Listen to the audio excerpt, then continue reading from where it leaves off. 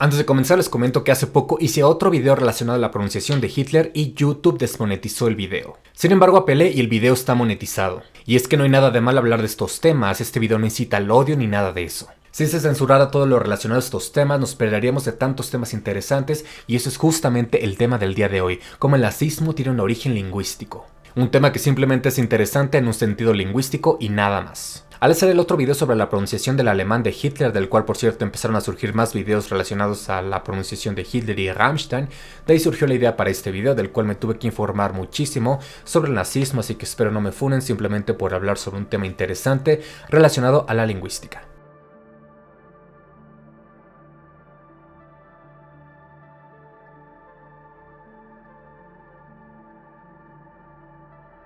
Así que bueno, para entender por qué el nazismo tiene un origen lingüístico hay que retroceder algunos años. En 1938 Tolkien quería publicar en Alemania una versión traducida al alemán de su novela El Hobbit. Sin embargo, consideró abandonar la idea de publicar en Alemania su novela, ya que consideraba la doctrina nazi como totalmente perniciosa y no científica, y con toda razón. Para publicar El Hobbit, los nazis le pidieron a Tolkien prueba de ser Arish. Por lo que Tolkien respondió: gracias por su carta, lamento no tener claro lo que quiere decir con Arish. No soy de extracción aria, es decir, indoiraní. Hasta donde yo sé, ninguno de mis antepasados hablaba hindustani, persa, gitano, es decir, el idioma romaní o cualquier dialecto relacionado. Y es que justamente ario es una palabra de origen sánscrito, una lengua de India, parte de las lenguas indo-arias. Y en este idioma ario significa noble o persona de alto rango. Y si te preguntas cuáles son las lenguas indo-arias, pues no es el alemán, sino lenguas de Pakistán, India, Nepal o Bangladesh. Por ejemplo, el cachemiro, panjabí, guyaratí, nepalí, el hindustani, el bengalí, marathi o romaní, el idioma de los gitanos.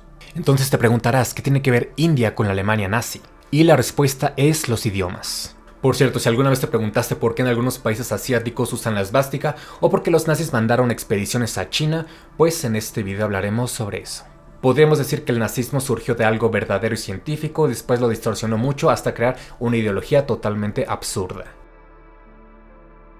Mucha gente piensa que ario significa rubio de ojos azules y pues no realmente. Tal vez ese era el ario de más alto rango en la Alemania nazi, pero había muchos tipos de arios. Estaban los arios nórdicos, en donde podía haber gente de cualquier parte del mundo, pero principalmente eran encontrados en países como Noruega, Suecia, Dinamarca o Islandia. Luego estaban los arios alpinos, los cuales eran principalmente encontrados en países como Alemania, Reino Unido, Austria o Francia, o lugares en donde hubiera gente con ascendencia de estos lugares. Después estaban los arios mediterráneos, en donde podía haber gente de España, Italia, Grecia o Portugal. Y finalmente estaban los arios asiáticos, así como lo oyen, arios de Asia, en donde podía haber gente de Irán, Afganistán, Pakistán, India, Nepal, Bangladesh o incluso China. Y ahora si se dieron cuenta, en la categoría ario nórdico no menciona Finlandia, y eso es porque Finlandia no podía ser ario realmente. Entonces resulta que alguien de Finlandia no podía ser ario, pero alguien de India sí. Es justamente lo que les digo, los idiomas. Gente de países como Finlandia, Estonia, Hungría, el País Vasco, Turquía, Georgia o incluso algunos países árabes no podían ser arios realmente, a pesar de que algunas personas de estos lugares sí podían cumplir con los requisitos raciales nazis. Y todo eso por los idiomas. Así que esta gente en realidad en muchos casos se les dio el título de arios honorarios, aunque incluso este título se le podía aplicar a gente de China o Japón, de Corea no, pero ahorita explico eso. En el siglo XVIII algunos lingüistas se dieron cuenta de las similitudes que existen en idiomas como el español, francés, inglés, alemán, ruso, lituano, griego, armenio, kurdo, persa, panjabí, hindi o bengalí. Así que se comenzó a formular una teoría que decía que muchas lenguas de Europa tenían conexión con lenguas de Irán, Pakistán o India. Y se usó el término ario para designar a los hablantes de estos idiomas. Como dije anteriormente, ario es una palabra de origen sánscrito y es así como la gente de origen indoiraní se llamaban a sí mismos. Justamente la palabra Irán significaría algo así como el lugar en donde habitan los arios. Y en textos religiosos muy importantes como el Rig Veda, uno de los textos más antiguos escritos en lenguas indoeuropeas, o el Avesta, se menciona la palabra ario para referirse a este grupo de gente. Y bueno, adivinen cuál es un símbolo muy importante en estas dos religiones. Pues justamente la esvástica. Todo va cobrando sentido, ¿no? Y bueno, a través de los idiomas sabemos que muchas personas de España, Alemania, Rusia, Irán, Pakistán o India tienen un origen en común. El problema es que para la época de los nazis no se sabía realmente cuál era el origen de estos indoeuropeos. Y bueno, muchos años más tarde se descubrió que en realidad la palabra ario solo se usaba entre cierto grupo de las lenguas indoeuropeas, más específicamente las lenguas indoiranías, a las cuales también les podemos decir lenguas arias, y pues la palabra ario jamás tuvo relación con las lenguas indoeuropeas de Europa. Pero bueno. En el pasado se teorizó que la patria aria estaba entre Irán e India y es por eso que se usó la palabra sánscrita para referirse a esta gente, además de usar la esvástica. Hubo otra teoría lingüística, o más bien pseudolingüística, que afirmaba que la patria de los indoeuropeos era Hiperbórea. Para los que no saben, Hiperbórea en la mitología griega es una tierra utópica y mítica en donde viven los dioses, muy localizada al norte, probablemente el Ártico. Lo que llevó a los nazis a pensar que tal vez el origen de los indoeuropeos era Escandinavia o tal vez incluso Alemania. Por cierto, Thule era la capital de Hiperbórea y de ahí surgió la sociedad Thule. Se sabe actualmente que la patria de los arios, o más propiamente dicho los indoeuropeos, no era ni India, ni Irán, ni Alemania, ni Escandinavia, más bien eran originarios de aquí. Una zona que abarca el Cáucaso ruso, un poco de Kazajistán, Ucrania, Moldavia y Rumania. Y de ahí los indoeuropeos se expandieron hacia Europa, Asia Occidental, Asia Central y el sur de Asia.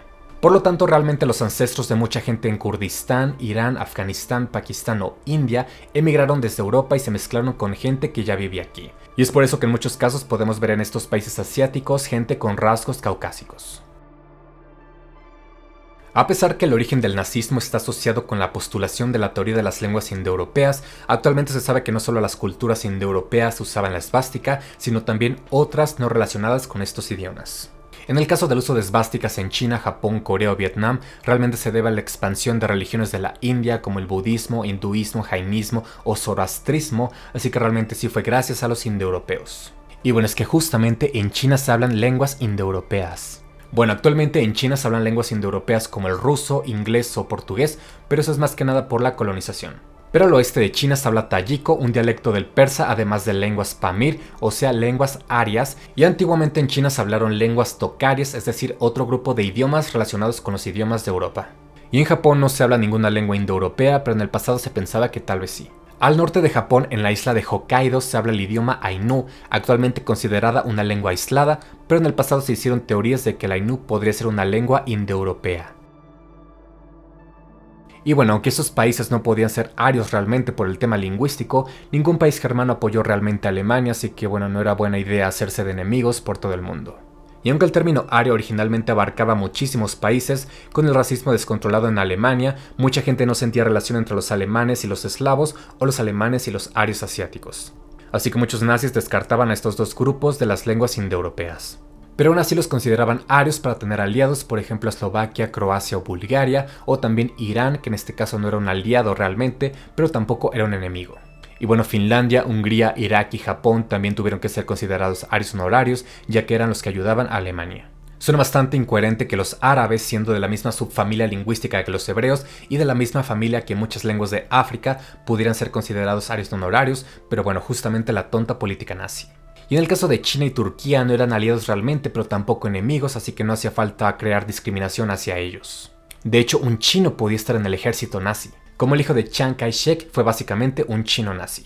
Y bueno, como dije anteriormente, si bien en China se hablan y hablaron lenguas indoeuropeas y en Japón se pensaba que tal vez se hablaba también una lengua indoeuropea, los nazis sabían perfectamente que los hablantes de los grupos dominantes en China y Japón, es decir, los hablantes de mandarín y japonés, no tenían un origen indoeuropeo como algunos chinos en el Turquestán o la teoría indoeuropea de los japoneses en Hokkaido. Los nazis hicieron arios honorarios a cualquier chino o japonés, de todas formas, justamente por cuestiones políticas.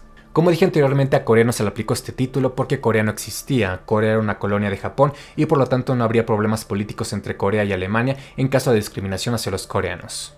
Pero bueno, dejando a un lado todas estas tontas teorías nazis, igual resulta bastante interesante cómo en el medio de Asia podemos encontrar gente con rasgos europeos o gente que habla idiomas tan parecidos a los de Europa. Díganme si esto no suena parecido al español.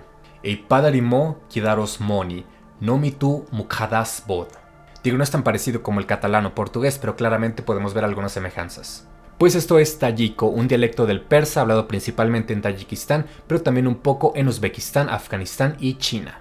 Así que bueno, esta es la historia de cómo el descubrimiento de la conexión entre unas lenguas de Europa y Asia ayudó a crear una de las ideologías más absurdas e infames que existen.